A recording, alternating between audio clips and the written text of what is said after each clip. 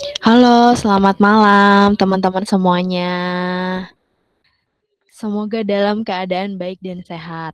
Nah, malam hari ini kita mau diskusi tentang tradisi dalam ortodoksia dari buku Thinking Ortodoksi. Mungkin ada beberapa dari kita yang udah baca. Nah, pada malam hari ini kita mau membahas khusus tentang tradisi itu dengan T besar. Nah, kemarin aku udah share juga bahannya ke teman-teman semua.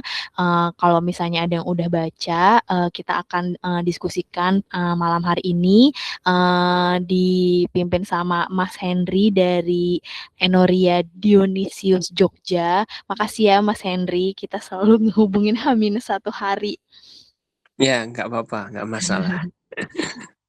Nah, mungkin teman-teman yang lain juga akan join ya, karena aku udah reminder juga di grup maupun di um, broadcast list. Jadi sembari nunggu teman-teman yang lain join, mungkin kita bisa mulai aja ya, biar nanti nggak kemalaman juga kita selesainya. Oke, ini aku mau share screen dulu. Nah, udah kelihatan ya layarnya. Ya, Iya, sebentar. Nah, oke. Kita mulai aja ya. Teman-teman, kalau misalnya ada yang mau bertanya, bisa ditulis di kolom chat atau nanti bisa open mic, langsung kita tanya jawab sama Mas Henry juga di saat sesi tanya jawab nanti setelah bacaannya selesai. Oke, kita mulai ya. Tradisi dalam ortodoksi diambil dari buku Thinking Orthodox by Presbytera Jenny Constantino, PhD. Apa sebenarnya tradisi itu? Dalam buku Thinking Orthodox, Lossky menulis bahwa tradisi adalah salah satu istilah yang karena terlalu kaya akan makna, pada akhirnya akan berisiko menjadi sama sekali tidak bermakna. Umumnya ketika kita membicarakan tradisi dengan kapital T, maka kita sedang membicarakan tradisi suci, yaitu ajaran, praktik, gaya hidup, dan fronima yang telah diajarkan oleh Kristus kepada para rasul dan telah diteruslanjutkan kepada kita. Tradisi menghantarkan ajaran-ajaran dasar dan kehidupan gereja, sebuah benang panjang yang tidak terputus yang menjangkau kembali ke masa lalu. Tradisi suci juga tidak dibatasi kepada ajaran asli para rasul. Pengalaman rasul bukanlah tradisi karena para rasul telah diajar oleh Kristus sendiri yang adalah Allah. Keadaan dan posisi mereka bersifat unik dalam kehidupan gereja sebab mereka saksi mata yang diajar langsung oleh Allah. Pengalaman dan pengajaran rasuli merupakan fondasi dari tradisi yang masih terus berlangsung. Atas dasar inilah, tradisi telah disebut sebagai penafsiran dan ekspresi yang berkelanjutan terhadap ajaran apostolik dalam kehidupan gereja. Setelah era kerasulan, bermacam-macam masalah kemudian muncul. Disiplin-disiplin dan praktik-praktik tertentu kemudian diciptakan. Ekspresi-ekspresi doktrinal disusun dan tata aturan juga dikembangkan di dalam gereja. Gereja menanggapi kebutuhan umat beriman di setiap waktu dan tempat dan tanggapannya berakar dalam tradisi. Tradisi suci bukanlah sesuatu yang bersifat statis yang harus dijagai dengan rumusan-rumusan dogmatik. Tradisi adalah gerakan dinamis Allah di dalam sejarah yang di dalamnya manusia ikut serta sebagai bagian dari kemanusiaan Kristus yang sempurna. Dalam pengertian inilah kita berani untuk membicarakan tentang tradisi sebagai hal yang suci. Tradisi juga disebut sebagai kesadaran bersama gereja yang membimbing gereja untuk mengenal yang benar dan yang salah. Tradisi adalah sebuah kenyataan yang mendalam bahwa hanya dalam kesadaran bersama gereja sajalah esensi iman itu secara dinamis dapat ditafsir ulang demi keadaan-keadaan yang di dalamnya kita dipanggil untuk menghidupinya. Tradisi manusia mengabadikan hal-hal yang sementara, namun tradisi suci adalah sungai kehidupan yang mengalir selamanya dan tetap segar karena ia terus mengalir. Tradisi gereja bukanlah sekedar keberlangsungan memori manusia atau kelanggengan ritus-ritus dan kebiasaan-kebiasaan saja. Pada puncaknya, tradisi adalah kontinuitas dari bantuan ilahi. sebuah kehadiran yang kekal dari Sang Roh Kudus. Secara teologis, tradisi dapat digambarkan sebagai cara Sang Roh Kudus dialami dalam Gereja Kristus sebagai karisma kebenaran. Poin nomor 2 tentang tradisi sebagai persekutuan atau komunitas yang hidup. Tradisi adalah kehidupan roh dalam gereja. Tujuannya bukan untuk melestarikan praktik dari masa lampau, melainkan untuk merangkul kehidupan dalam Kristus dan gerejanya di masa kini. Karena tradisi adalah kehidupan dalam gereja oleh Roh Kudus yang secara terus-menerus memperbaharui dunia, maka kita harus mengakui bahwa tradisi mengandung unsur pembaharuan. Tradisi bukanlah pengulangan-pengulangan kebiasaan serta sembrono, melainkan untuk menjadikan kita sebagaimana para leluhur kita dalam iman, yaitu mengalami Allah sebagaimana mereka mengalaminya. Sebuah tradisi dilestarikan dan diwariskan karena ia penting, ia istimewa, karena ia bermakna. Hal ini tidak hanya terjadi dalam kasus tradisi suci saja, tetapi juga tradisi dalam keluarga, budaya, dan masyarakat. Tradisi bukanlah sesuatu yang terkurung di masa lalu. Kita melihat hal ini dalam surat-surat Paulus dan hubungannya dengan jemaat di Korintus dan Tesalonika. Para rasul mengalami Yesus, firman Allah yang berinkarnasi, dan mereka menyampaikan pengalaman mereka kepada umat Kristen perdana. Ajaran rasuli adalah hidup itu sendiri, sebab para rasul menawarkan kunci bagi hidup yang kekal, yaitu Yesus Kristus. Dengan menjadi bagian dari komunitas iman, kinotita, mereka kemudian dapat mengalami persekutuan, kinonia dengan Kristus, Roh Kudus, dan satu sama lain. Dalam terang ini, tradisi bukan hanya isi atau kontennya, tetapi juga adalah hidup dalam Kristus oleh Roh Kudus yang membuatnya dikenali, dipahami, dan dihayati. Dalam sebuah pengalaman yang dinamis ini, kita mengenal sebagaimana kita dikenal. Tertulis dalam 1 Korintus 13 ayat 12. Kita tidak hanya menerima tradisi, kita juga diterima masuk ke dalam tradisi. Poin nomor 3, tradisi tidak sama dengan kekunoan. Tradisi bukan sekedar hal-hal kuno. Ada tradisi dan kekunoan tidak sama dengan kebenaran. Umat ortodoks menghormati zaman kuno, namun zaman kuno tidak identik dengan tradisi. Gereja didirikan di atas dasar kebenaran, bukan di atas tradisi atau kekunoan. Kekunoan saja tidak bisa melindungi kita dari kesalahan, dan kekunoan bukanlah ukuran terhadap kebenaran. Salah satu alasan mengapa orang Romawi kuno menganiaya umat Kristen adalah karena iman mereka adalah iman baru. Sementara orang Romawi tetap menghormati kekunoan dan tradisi mereka yang telah berabad-abad. Mereka menyebut iman Kristen sebagai tahayul baru. Orang-orang pagan dan para bidat juga sering mengajukan banding kepada zaman kuno untuk membela keyakinan mereka. Sebagai pembelanya, umat Kristen menyebutkan pentingnya kebenaran di atas kebiasaan. Agios Ciprianus terkenal menyatakan kebiasaan tanpa kebenaran adalah kesalahan dari kekunoan. Sementara Firmilian, uskup Kaisarea di Kapadokia, menulis, namun sehubungan dengan penolakan kebiasaan yang terlihat menentang kebenaran, adakah yang begitu bodoh untuk memilih kebiasaan daripada kebenaran, atau saat melihat terang tidak beranjak pergi meninggalkan kegelapan? Ketika Anda mengetahui kebenaran, Anda meninggalkan kebiasaan yang salah. Tetapi kami mempersatukan kebiasaan dengan kebenaran, dan sehubungan dengan kebiasaan Romawi, kami hanya menentang kebiasaannya saja.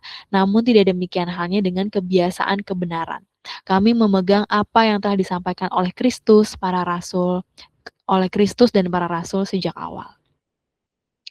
Mengenali Fronima melalui pengabdian kepada tradisi. Gereja Ortodoks menyatakan sebuah kesinambungan sejarah yang tidak terputus.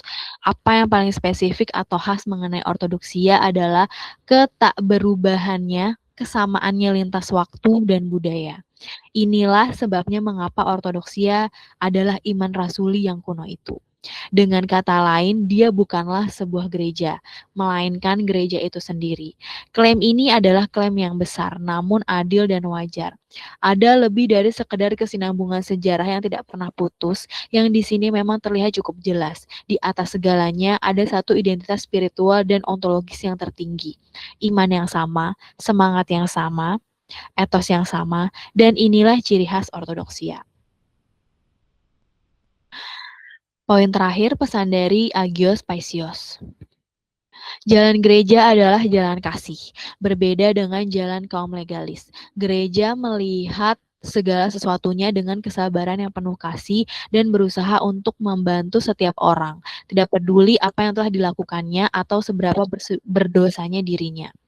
Ekstremisme atau legalisme dapat merugikan diri kita sendiri dan orang lain. Mereka adalah trik khusus dari si jahat yang menggoda kita untuk menghakimi orang lain dan menumbuhkan semangat kesombongan dalam diri. Agios Paisios mewanti-wanti kita terhadap fanatisme dan menilai orang lain dengan keras dan menasihati kita bahwa roh legalisme bukanlah roh yang dari Allah. Seorang Kristen tidak boleh fanatik, namun harus memiliki kasih bagi semua orang. Siapapun yang melontarkan kata-kata yang tidak bijaksana, bahkan meskipun itu benar, dia sesungguhnya sedang melakukan hal yang membahayakan. Siapapun yang secara terbuka mencela seseorang yang telah berdosa, atau siapapun yang berbicara dengan semangat kebencian terhadap seseorang, dia tidak sedang dimotivasi oleh roh Allah. Dia sedang digerakkan oleh roh yang lain. Saya melihat dalam diri beberapa orang yang saleh semacam jenis logika yang agak aneh. Semua pengabdian dan maksud yang baik mereka benar memang baik, tetapi mereka harus menjadi cerdas rohani dan berwawasan luas, agar pengabdian mereka tidak disertai dengan pikiran yang sempit dan keras, yang merupakan kekerasan kepala dan sempitnya pikiran.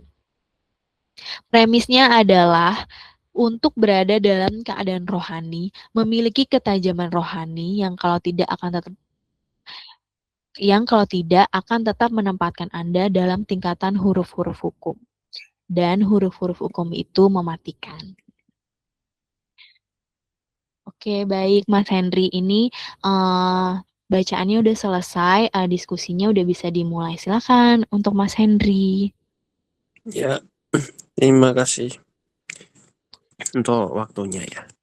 Iya, kita hari ini akan mempelajari tentang tradisi dan kaitannya dengan kehidupan kita secara umum ya.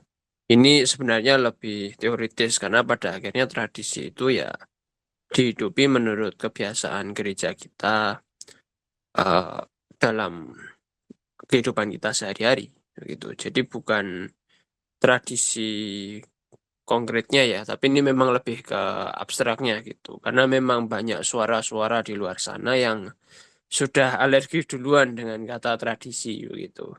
Sehingga kita seolah-olah salah kalau memegang tradisi. Padahal kan masalah yang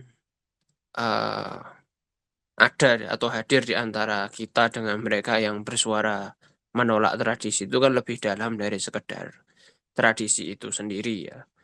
Tetapi karena memang di zaman ini ada banyak slogan-slogan kalau saya bilang, slogan-slogan dangkal yang kemudian membuat kita tidak mau mengulik lebih dalam, tapi sudah anti duluan, alergi duluan. Nah ini yang membuat kita harus apa ya kaki-kakinya kuat lah ya untuk bisa memahami sebenarnya apa toh yang kita hidupi itu gitu. Ya, jadi sederhananya tradisi adalah warisan. Kalau kata tradisi kelihatan seperti mengekang, seperti kekunoan, ya warisan saja mungkin lebih enak didengar ya. Tentunya dengan menjaga diri dari apa namanya sikap materialis ya, karena warisan kan sering menggiurkan orang begitu. Maaf. Jadi warisan atau tradisi adalah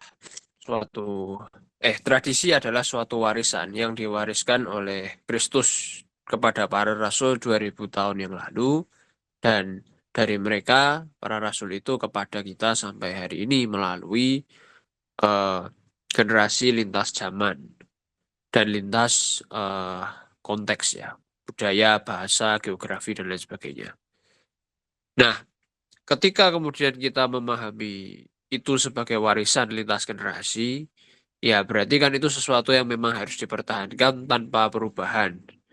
Sehingga kita pada nantinya juga akan mewariskan ini kepada eh, keturunan kita, entah secara rohani maupun secara fisik ya.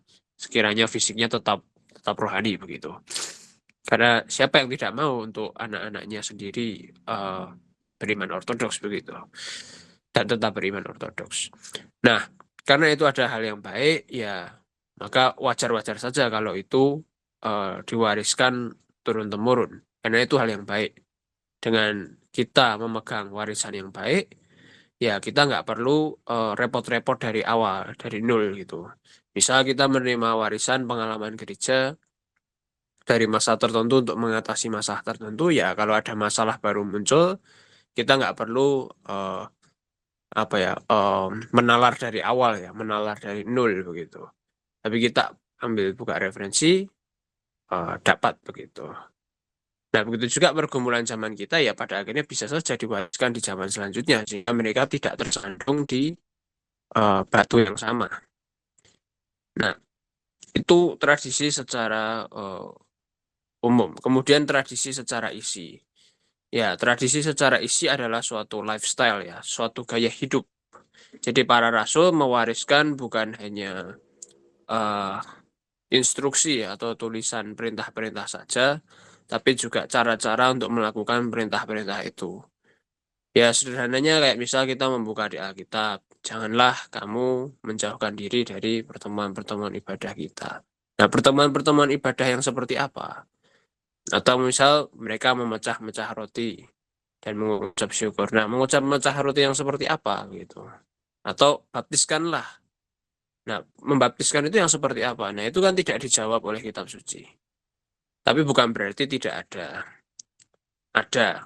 Tetapi kemudian eh, apa namanya? Karena kitab suci itu memang punya fungsi spesifik, bukan ditulis di kitab suci. Nah, kemudian hal yang sama dilakukan oleh semua rasul di jemaat mereka masing-masing. Tinggal para rasul pergi kemana, nah mereka berbuat hal yang sama. Mereka tidak berbeda satu sama lain ya, apalagi bertentangan satu sama lain. Mereka hidup eh, dalam jemaat, me, apa namanya, menginjil. Mereka juga mengajarkan hal yang sama. Sehingga apa yang diajarkan di katakanlah Italia, di Yunani, di Mesir, di eh, Timur Tengah itu semua sama. Nah, karena membaptisnya sama, memecah-mecahkan rotinya sama, diajar kehidupan doanya sama. Nah, itulah yang menjadi kemudian kesadaran gereja ya.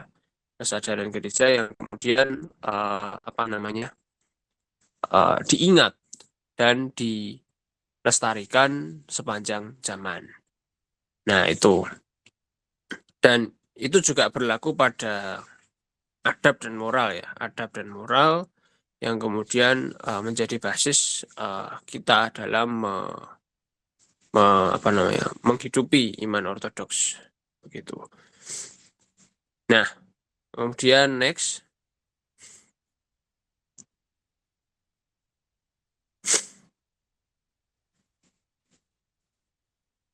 ya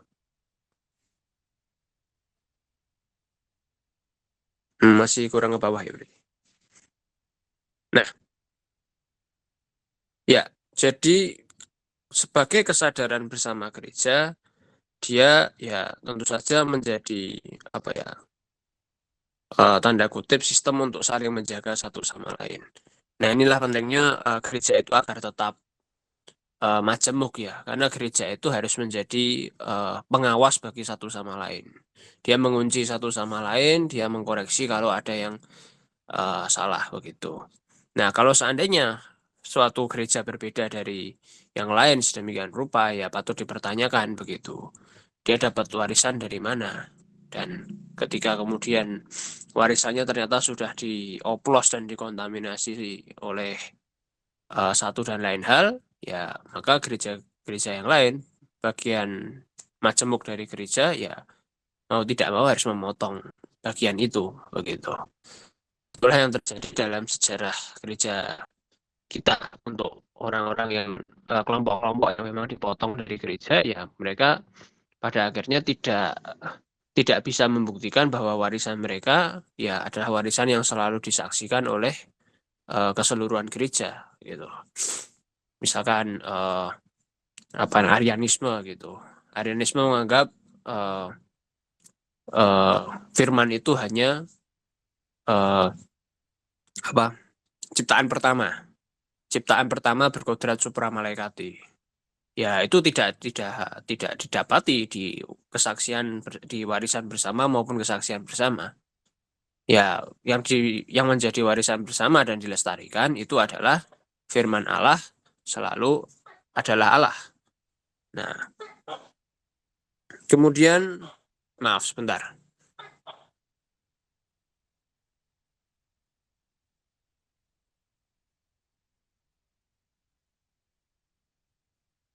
Ya, bisa scroll down?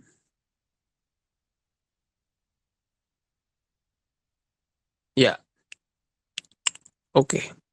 Jadi tradisi memang adalah roh dalam kehidupan roh di dalam gereja ya. Jadi kenapa kok gaya hidup apostolik atau gaya hidup rasuli itu layak untuk diperjuangkan dan dilestarikan bahkan sampai wafat ya? Adalah karena tidak lain dan tidak bukan dia adalah gaya hidup yang menuntun kita hidup di dalam Kristus atau en Christos.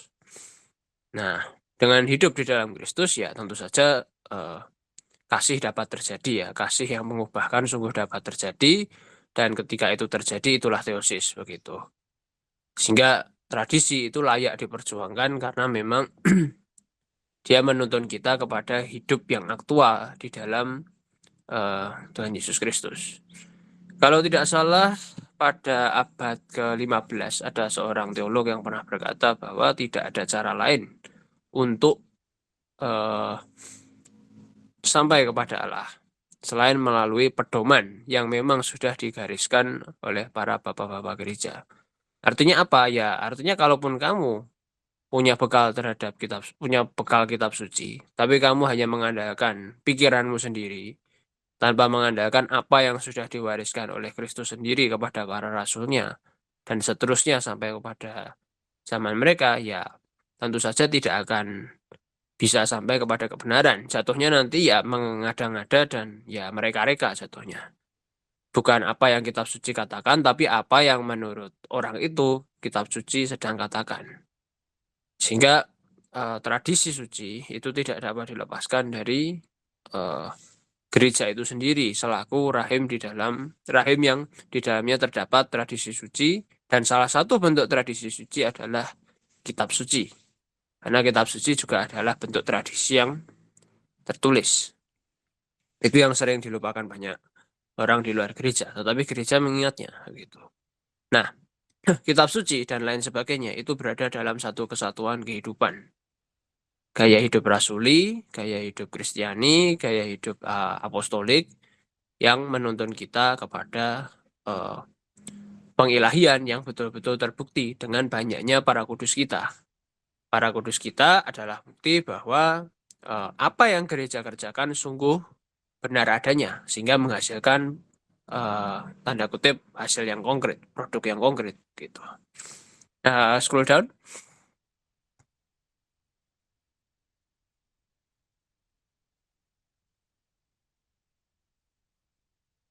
Ya. Kemudian soal tradisi, ya tradisi sendiri dikerjakan bukan secara beo atau secara betet begitu, bukan seperti perot, tapi dengan suatu kehidupannya sendiri gitu. Dia tidak hanya pengulangan, tapi juga melibatkan suatu kreativitas. Tapi kreativitas di sini bukan berarti inovasi ya. Kreatif itu berbeda dari inovatif. Kalau kreatif itu dia secara secara cerdas menerapkan apa yang memang sudah ada di dalam konteksnya sendiri. di dalam konteks masing-masing. Nah, itu kreatif. Tapi kalau inovatif itu membuat sesuatu yang baru yang tidak ada sebelumnya dan bertentangan dengan yang sebelumnya. Itu baru inovasi. Gereja menolak inovasi tetapi menerima kreativitas. Itu yang patut diingat. Sehingga ya kita mengaku bahwa masing-masing zaman punya kreativitasnya sendiri dan bukan menjadi masalah kalau itu tidak hadir di abad-abad sebelumnya. Hanya karena sesuatu belum ada secara eh, konkret, karena seturut konteks zaman, bukan berarti dia sesuatu yang salah begitu. Jadi kayak misalnya di abad pertama belum ada katedral gitu, katedral kayak Hagia Sophia gitu, ya nggak apa-apa ya memang zamannya abad pertama atau abad kedua itu masih dipersekusi. Tapi ketika sudah ada gereja sebagai eh, gereja negara, ya kemudian negara membangun Hagia Sophia ya nggak masalah. Gereja kemudian membangun gereja-gereja seperti itu. Jadi itu tidak bertentangan karena asasnya memang sejak semula umat Kristen sudah gereja sudah sebagai umat ya, umat yang Kristiani sudah beribadah di eh, apa namanya di tempat-tempat yang memang dikhususkan bagi peribadatan begitu. Tinggal sebesar apa. Nah, sebesar apa dan setinggi apa itu ya mengakomodasi jumlah umat yang bertobat. Karena di abad pertama dan kedua kan juga belum ada pertobatan yang semasif abad-abad selanjutnya begitu. Jadi tidak sama dengan kekunoan. Bukan berarti kemudian kebenaran hanya ada di abad pertama, terus kita harus meniru kebenaran versi abad pertama itu. Tapi kebenaran abad pertama itu mengalir deras bahkan, mengalir deras kepada abad-abad selanjutnya, sungguh dapat diakses oleh abad-abad selanjutnya, tapi dengan konteks mereka masing-masing, termasuk kita yang di abad 21 ini. Kita sungguh dapat bertradisi, bergaya hidup apostolik, bergaya hidup rasuli, dengan menerima apa yang menjadi warisan dari eh, abad-abad sebelumnya hingga abad pertama. Begitu. Jadi kita tidak melakukan lompatan ya. Kita merasa, oh arkeologi udah maju nih. Kita terus coba mereka-reka abad pertama itu yang seperti apa toh? Enggak seperti itu. Kita menerima apa yang memang menjadi warisan bersama secara tak terputus. Nah, makanya kebenaran itu nggak bisa diukur hanya dengan murni. Oh, aku tidak kecampur kesalahan. Oke, tapi ternyata menurut dia kebenarannya terputus. Pernah ada masa di mana kebenaran itu tidak ada, misalkan. Ya repot juga gitu kalau seperti itu. Jadi syarat dari kebenaran ya tentu saja ya oke murni tapi juga tidak terputus. Nah, kalau kita melakukan lompatan misalkan ke abad pertama terus semua abad-abad di antaranya di skip gitu ya. Ya ujung-ujungnya kan berarti ada suatu keterputusan di antara abad pertama sampai abad 21 misalkan. Nah, itu nggak bisa diterima di dalam eh, pemahaman yang ortodoks begitu. Nah, next, ke bawah dikit. Ya, jadi tradisi tidak sama dengan kekunoan ya. Karena ya kalau kita bicara soal kekunoan ya orang di abad pertama dan kedua ya jelas ya relatif masih baru dibandingkan agama-agama lain yang sudah ada gitu atau kelompok-kelompok keyakinan lain yang sudah ada. Kayak Samaria gitu ya mereka ya sudah ya jelas sudah lebih tua jauh begitu. Kalau kita menghitung dari pengungkapan gereja di abad pertama. Ya, ini tanpa meniadakan anu ya, tanpa meniadakan kesejatian dari Injil ya. Karena kan Injil itu membolehkan kesejatian yang dialami oleh Adam dahulu sebelum jatuh. Jadi dalam pengertian tertentu ya, iman Kristen itu memang lebih tua daripada semua agama yang ada di dunia ini karena memang dia adalah pengenalan Adam yang sejak semula terhadap Allah. Tetapi dalam pengertian pengungkapan gereja seturut perjanjian baru ya kuno itu menjadi sesuatu yang relatif ya. Kuno itu menjadi sesuatu yang ya tidak selalu begitu gitu loh. Kalau kita hidup di abad pertama, abad kedua, abad ketiga ya gereja relatif masih baru gitu. Nah, kemudian gereja menjadi terlihat kuno karena kita sudah hidup di abad 21. Kita sudah terlampau 2000 tahun dari zamannya. Sehingga kita ya tidak tidak apa namanya tidak bisa seperti abad pertama, kedua, ketiga begitu. Tapi bukan berarti kemudian kekunoan itu menjadi standar kebenaran ya. Jadi ada anggapan kalau tradisi itu tidak berguna karena kuno bukan standar kebenaran, ya memang betul kuno itu bukan standar kebenaran. Bidat-bidat di zaman kuno juga banyak begitu. Bidat-bidat yang ya akhirnya kan karena tidak menjaga warisan rasuli, akhirnya malah bidat kunonya yang dianggap benar begitu. Nah ini kan yang menjadi persoalan ya. Jadi ketika kita melestarikan tradisi itu bukan masalah kunonya, tapi ketak terputusannya. Seperti yang tadi sudah saya jelaskan, ya dia tidak terputus selama 2000 tahun, ya maka kita selalu menanyakan, kalau seandainya suatu ajaran itu benar, ya dapat dilacaknya cuma sampai abad berapa. Nah, hanya ortodoksia yang bisa eh, memberikan ketak terputusan dari abad pertama sampai abad yang sekarang dan seterusnya sampai akhir zaman. Itu. Nah, scroll down lagi. Nah, lagi. Ya, oke. Ya, jadi tradisi akhirnya membentuk kita ya. Akhirnya membentuk kita karena memang dia adalah gaya hidup apostolik yang mempersatukan kita dengan Kristus. Nah, pada gilirannya kita terasah, kita menjadi terasah.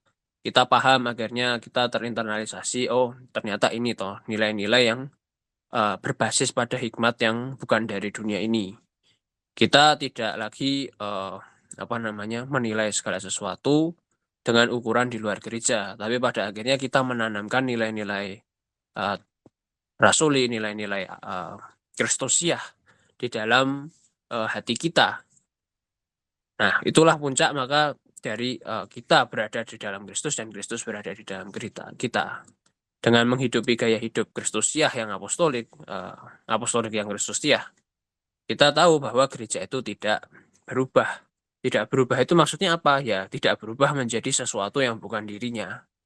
Hanya di luar sana ya perangkatnya ya sih ingin jadi gereja sih, tapi ujung-ujungnya ya jadi uh, paguyuban ideologis, jadi hal-hal lain yang bukan gereja gitu. Nah, dengan kita melestarikan uh, gaya hidup rasuli, ya kita tetap adalah sebagaimana diri kita sendiri itu, yaitu ya gereja tidak mengalami pergeseran uh, yang menjadi bukan dirinya begitu. Next, scroll down. Ya, ini dia legalisme. Uh, Legalisme adalah suatu sikap yang menekankan pada uh, hukuman begitu ya, hukum dan hukuman lebih tepatnya.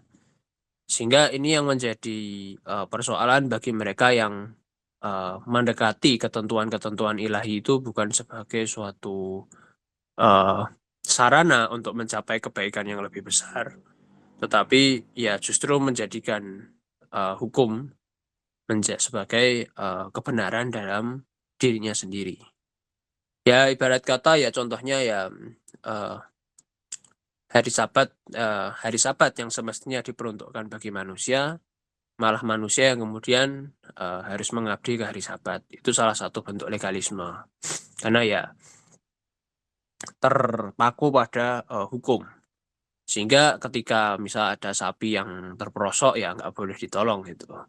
Nggak boleh ditolong dengan ancaman hukumannya nanti dosa gitu. Padahal maksudnya kan bukan seperti itu ya. Hari Sabat dimaksudkan agar manusia mengkhususkan satu hari untuk mengingat dan bersyukur kepada Allah yang sudah menciptakan dunia. Nah, oleh karena itu kita harus bisa menahan diri dari segala bentuk ekstremisme yang menggeser fokus fokus kebaikan dari Kristus menjadi Kristus yang ditunjuk oleh ketentuan-ketentuan itu menjadi ketentuan-ketentuan itu sendiri. Jangan sampai bergeser. Orang misalnya kalau sudah misalnya nyetak hukum kanon begitu, nyetak kitab kanon begitu ya, terus kemudian ditenteng-tenteng, kemudian dia merasa bahwa oh kamu melanggar kanon, ya tunggu sebentar. Kanon yang dilanggar itu dalam konteks yang bagaimana? tidak semua pelonggaran kanon itu pelanggaran.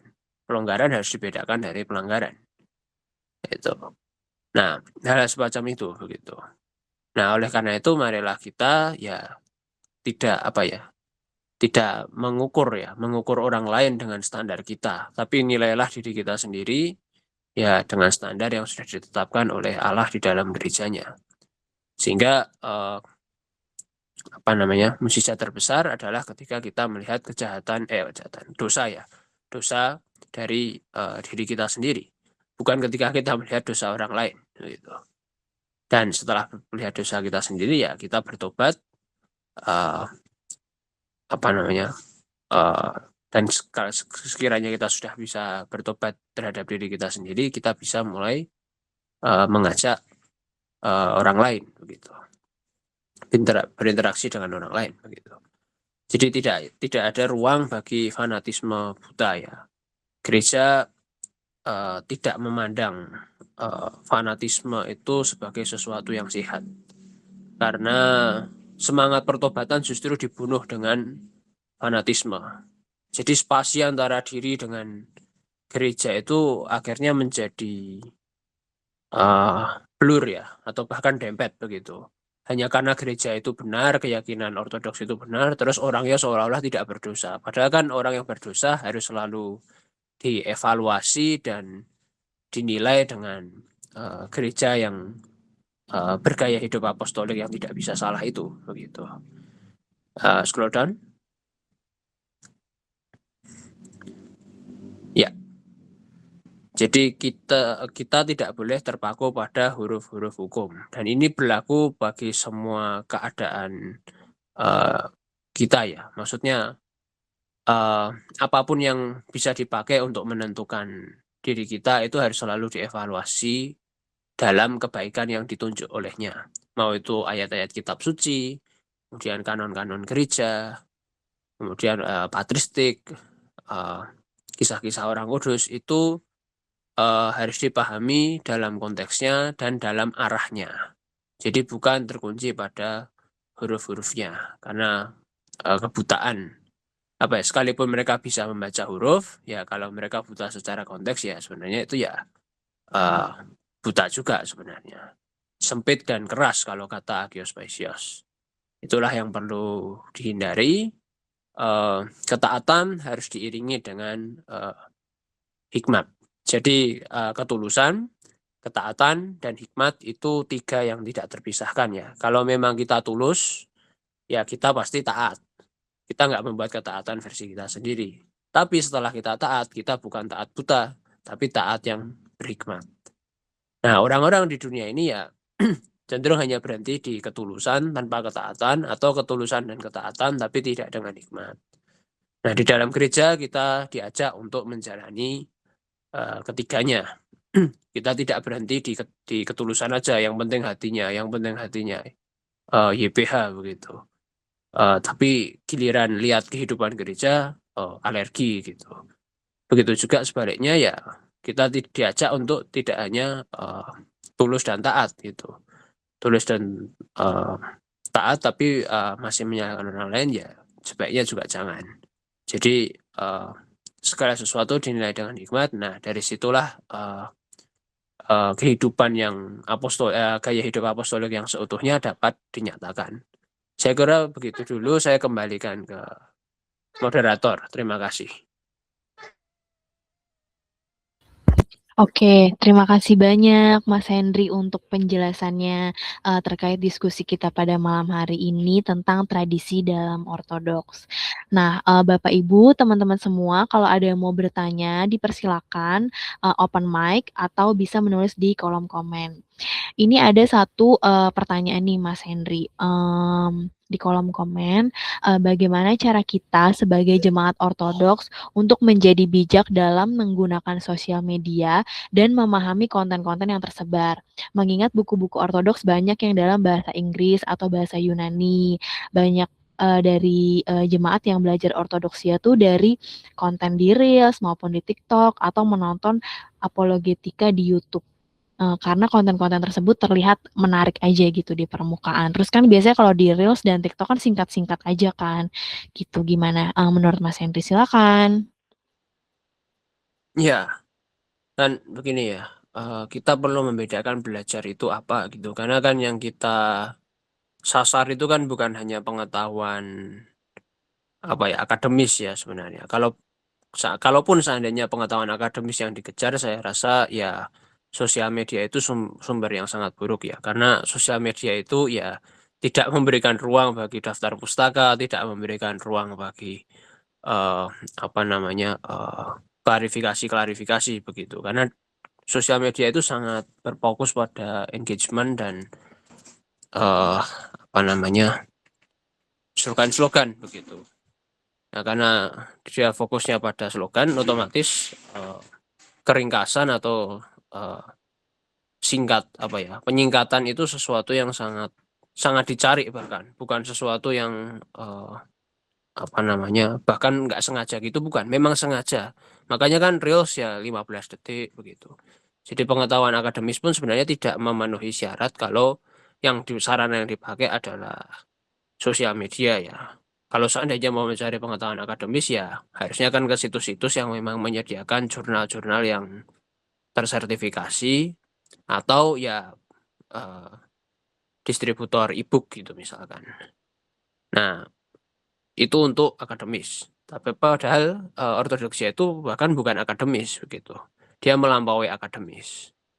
Sehingga yang tadi saya sempat apa namanya pakai sebagai penutup bahwa kita harus berhikmat pada akhirnya setelah melampaui ketulusan dan ketaatan itu ya hanya bisa didapatkan melalui perjumpaan pribadi dengan eh, apa namanya komunitas yang hidup atau kinotita yang tadi ditulis di dalam materi ya. Hanya dengan berjumpa dengan kinotita yang hidup kita dapat mengalami dan menikmati kehidupan yang sebenarnya. Kita tidak mengkerangkeng kehidupan kita di dalam sosial media dan algoritma-algoritma periklanan.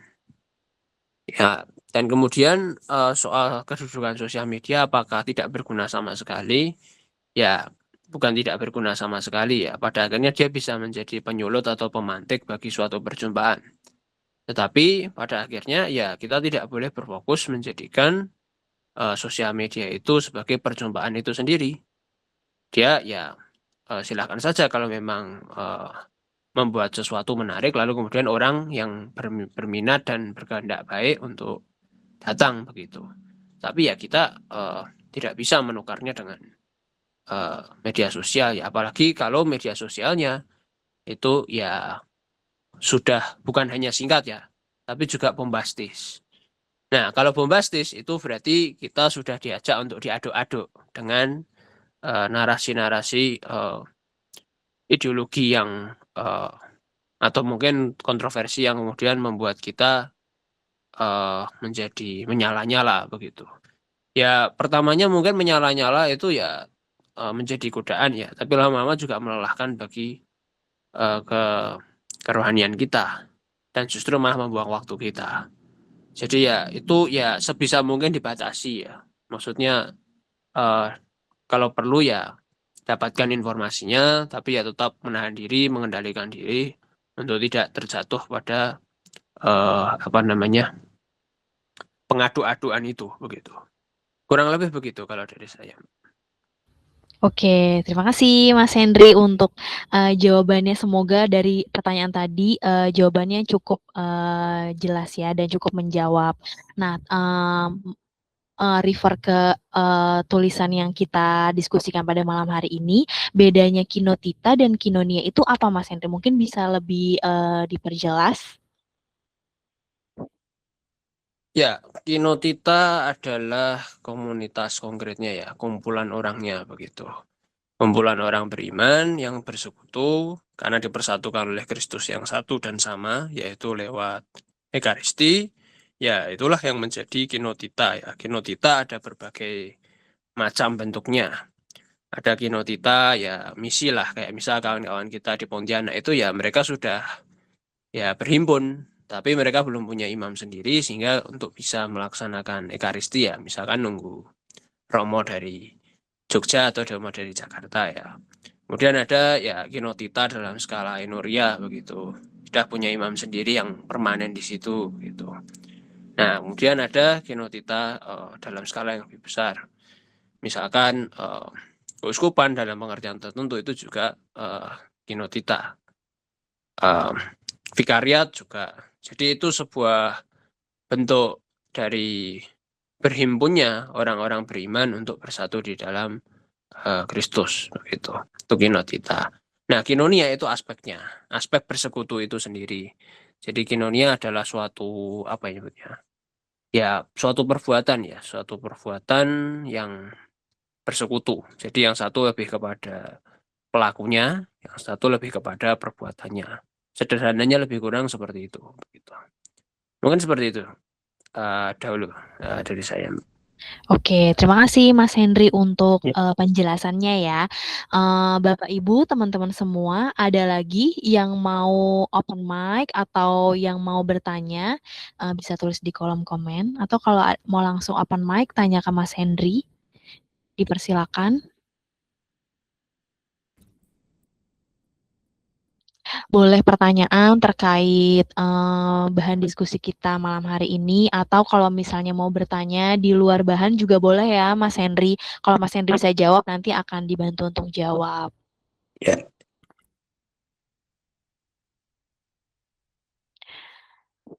Oke, kalau di kolom komen sih belum ada.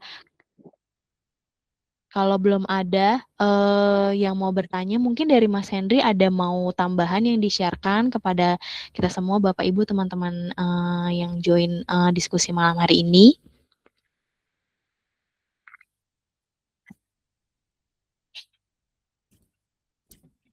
Gimana, Mas Henry?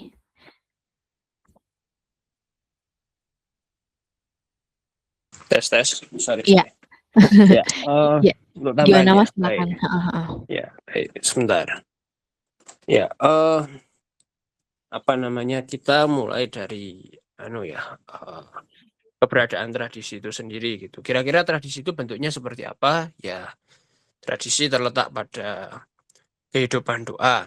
Contohnya ya paling konkretnya ya kitab-kitab peribadatan kita, mulai dari kitab liturgi sampai kitab-kitab yang sebenarnya mencangkokkan diri kita kepada kehidupan Kristus ya, dan mencangkokkan Kristus kepada kehidupan kita. Contoh kita dicangkokkan kepada kehidupan Kristus ya kitab-kitab ya hari raya begitu. Kita diajak untuk menyelami kehidupan Kristus itu bagaimana kita berpartisipasi di dalam kelahirannya, di dalam penyunatannya, di dalam penyerahannya ke bait Allah, ke dalam uh, apa namanya masuknya dia ke Yerusalem di Minggu Palem, kemudian ditangkap, disalibkan, dikubur, kemudian bangkit di dalam kemuliaan, naik ke surga, dan rohnya dicurahkan kepada kita besok Pentakosta. Jadi kita di saat yang sama dicangkokkan kepada Kristus, di saat yang sama kita juga mencangkokkan Kristus, kok mencangkokkan Kristus, kita manunggal kalau pakai bahasanya Romo Lazarus dengan Kristus di dalam kehidupan kita sendiri. Dengan kita dibaptis, kemudian dikrisma, menerima Ekaristi, kemudian mengaku dosa, kemudian ya bagi yang menikah, bagi yang ditonsur sebagai rahib ya sebagai rahib begitu. Ditahbiskan bagi memang yang terpanggil dalam imamat, kemudian ya pengurapan orang sakit bagi yang sakit, dikubur pada akhirnya dan diperingati. Jadi itu semua adalah siklus berulang yang memberikan bagi kita keteraturan di dalam kehidupan doa. Kemudian ada juga ya kanon-kanon gerejawi ya. Kanon-kanon gerejawi bukanlah hukum, tapi kanon-kanon kudus atau agia kanon. Fungsinya untuk memberikan keteraturan pastoral, keteraturan pengembalaan di dalam gereja. terutama dalam menangani ya kasus-kasus khusus ya, kasus-kasus yang memerlukan diskresi atau perhatian khusus begitu. Kanon-kanon, kemudian ada juga ya ikon. Ya, ikon kita adalah suatu bentuk tradisi. Kidung-kidungan kita demikian juga. Kemudian ada juga keputusan-keputusan konsili ekumenikal.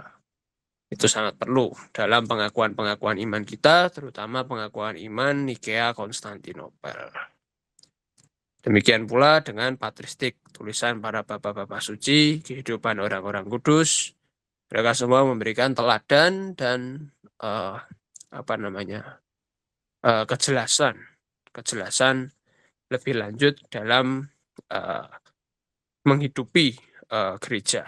Dan tentu saja ya jantung sekaligus mahkotanya adalah kitab suci itu sendiri, yaitu kitab-kitab dari Perjanjian Lama, Perjanjian Baru, kemudian kitab-kitab di sekitarnya. Contohnya Anaginos Kobena itu juga dilestarikan oleh gereja. Jadi gereja tidak menambah kitab suci begitu. Gereja melestarikan kitab-kitab yang bahkan ada sebelum gereja dinyatakan dalam Perjanjian Baru. Itu. Jadi bentuk-bentuk tradisi yang konkret-konkret lebih kurang seperti itu. Jadi kalau kawan-kawan ya masuk dalam gereja ya langsung mendapati berbagai bentuk tradisi begitu. Ke gereja ke hari Minggu itu ya tradisi. Gitu. Ikon langsung ketemu ikon, cium ikon, tradisi. Lonceng gereja ditentangkan, yang bentuk sebelumnya ya kentongan ya semantron, itu juga adalah tradisi. Jadi kita menghidupi tradisi itu ya dengan satu kesatuan ya, dengan satu kesatuan, tapi juga di saat yang nyata, saat yang sama nyata dan gamblang. Lebih kurang demikian dari saya, Mbak. Mungkin ada pertanyaan yang masuk yang lain. Ya, terima kasih Mas Henry untuk tambahannya. Dari Bapak Ibu teman-teman, kalau misalnya memang belum ada yang mau bertanya, mungkin kita bisa tutup diskusi kita pada malam hari ini. Mas Henry, terima kasih sudah mau mengisi untuk lead sharing kita malam hari ini. Bahannya juga agak dadakan semua ya, serba dadakan, tapi kita disegarkan kembali gitu, dan kita tambah memahamilah mengenai iman yang kita pilih ini, gitu. Sebelum kita tutup, aku mau mempersilakan Mas Henry untuk tutup dengan doa. Silakan, Mas Henry. Oh ya, baik. Mari kita berdoa dalam nama Sang Bapa, Sang Putra, Sang Kudus. Amin. Ya Tuhan, kami mengucap syukur karena telah menjalani ortodoksi refresher pada malam hari ini dengan tema paradosis kudus yang telah Engkau ajarkan kepada para rasul dan dari para rasul kepada seluruh anggota gerejamu seturut Perjanjian Baru hingga kepada kami dan kepada akhir zaman. Mampukan kami untuk menghidupi tradisi ini di dalam ketulusan seturut ketaatan yang membawa kepada hikmat. Kiranya biarkan Roh-Mu saja yang memimpin kami dan bukan roh-roh lain, agar kami bisa menyatu dengan Engkau kini dan sepanjang segala abad. Melalui doa-doa dari Ibumu yang tersuci dan para Bapa sucimu, para kudusmu, kiranya Engkau memberkati kami pada malam hari ini. Amin. Dalam nama Sang Bapa, Sang Putra, Sang Kudus. Amin. Baik. Amin. Thank you Mas Henry, Bapak Ibu, teman-teman semuanya. Boleh. Ya, makasih semua. Selamat istirahat semuanya. Selamat istirahat. Sama-sama, Tante, Om semua. Thank you.